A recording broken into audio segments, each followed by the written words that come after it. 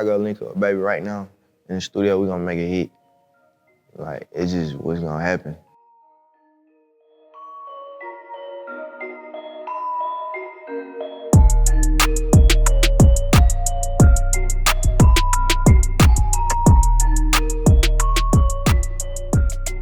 What's going on?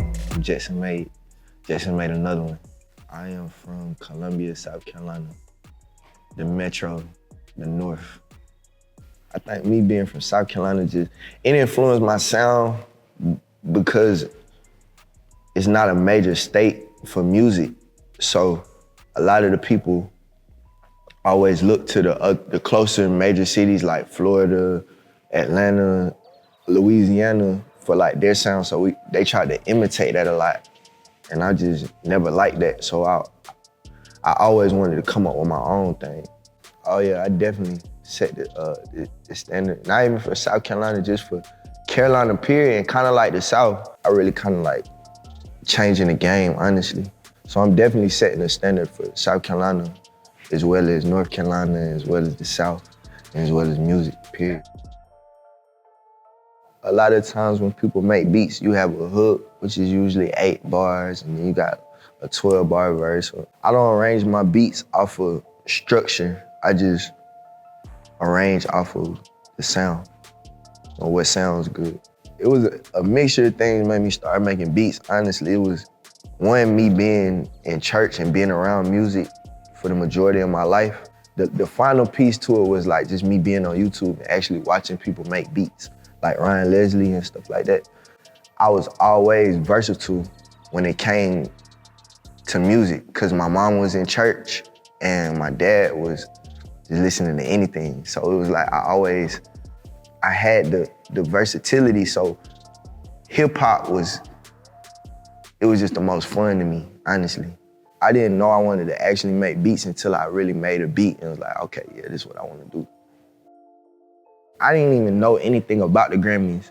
It was just like, I was like, damn, I got songs going crazy. I'm like, I don't got no Grammy though. I'm like, damn, I want a Grammy. Like, you can go on my Twitter. Like, I was like, bro, I want a Grammy. The next day, or like the next 2 days, like, the Grammy list came out. They like, my phone was blowing up. They like, congratulations. They like, bro, you about to get a Grammy. I'm like, damn, like, I just said this shit maybe 2 days ago. So it just feels crazy. Like, I feel like I spoke it into existence, honestly. First song I linked up with Baby on was a record called No Love. It was actually through my buddy Savani. We was doing our thing in Carolina, so he had ended up reaching out, and I just sent him a pack of beats. And he ended up getting on the No Love, because before then I kind of wasn't a fan of his music. So I was like, man, I don't really like this nigga shit. So I sent him some beats though, because he always had the star power though. So I was like, man, this nigga gonna blow up though. So I'm like, I sent him some beats. He did the No Love, and I was like, all right, this one crazy. So it made me a fan of his music, so that's how me and Baby began to work. Every song that me and Baby ever made together is out. That's the one crazy thing, like, we made the No Love record, is out. Then when we finally first linked up face to face was like 21, the 21 record. That's out. That was like one of his biggest records before he blew. And then like Suge, Going Baby, Carpet Burn, all those songs off that first album, we all made that in like 2 or 3 days. And all of those songs out. So it's like when we work, it just go crazy. You know what I'm saying? Like, if I go link up Baby right now in the studio, we gonna make a hit. Like, it's just what's gonna happen. So it's just like, with that being said, we dropping all of them. Like, we gonna make a song, 9 times out of 10, we gonna drop it. By DaBaby. I work with this kid named Starboy a lot, talented kid from the Netherlands. He sent me a pack of loops. I was like, man, this shit crazy.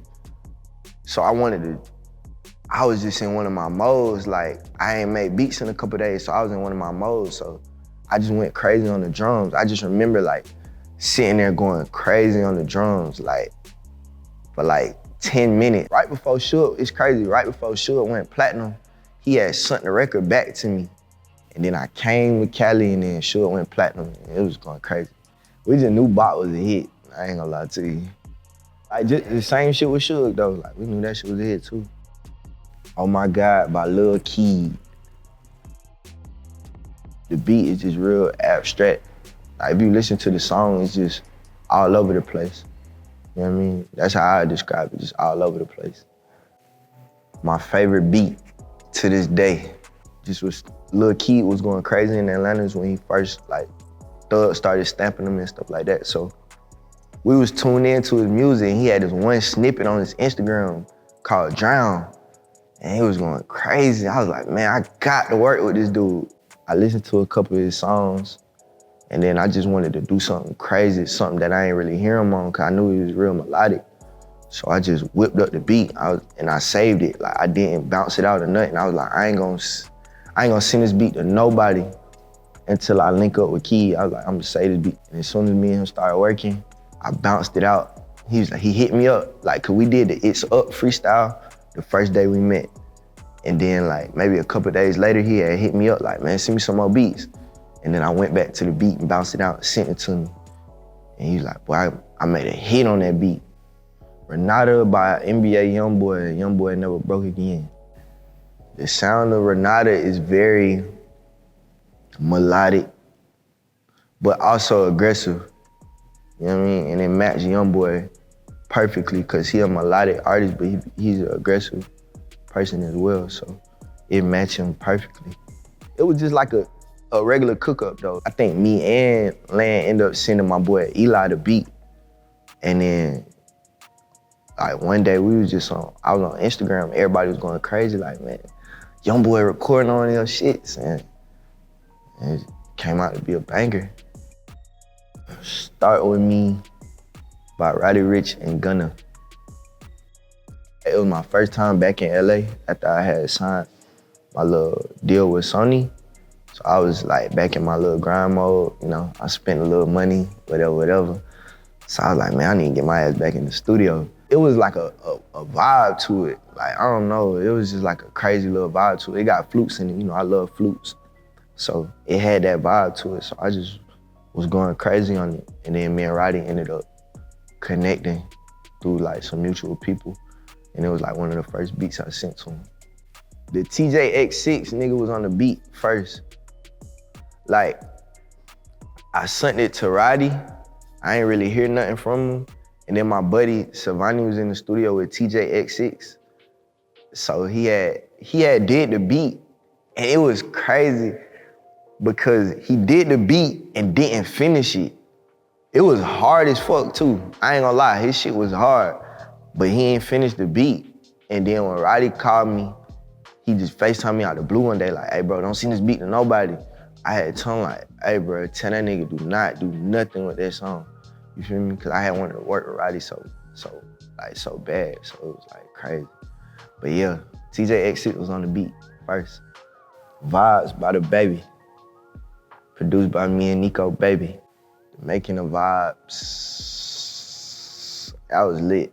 Like out of all these beats, that was probably the most lit session actually of making the actual beat. Nico just came in there and just turned it up. Like we was just in there lit. Like it was just a good vibe in there. After that, I was like, bro, this beat gotta go to somebody. I was like, this is a hit beat. So I was like, fuck it, I'm finna send it to Baby. Like I posted a little snippet on Instagram, everybody was tagging Baby. So I just sent it to Baby DM, I was like, hey bro, they want you on it. He's like, shit, send it to me. Shit, the next day he sent it right back. That first tag on it is, yeah, Nico, you made that motherfucking beat. That's my brother tag.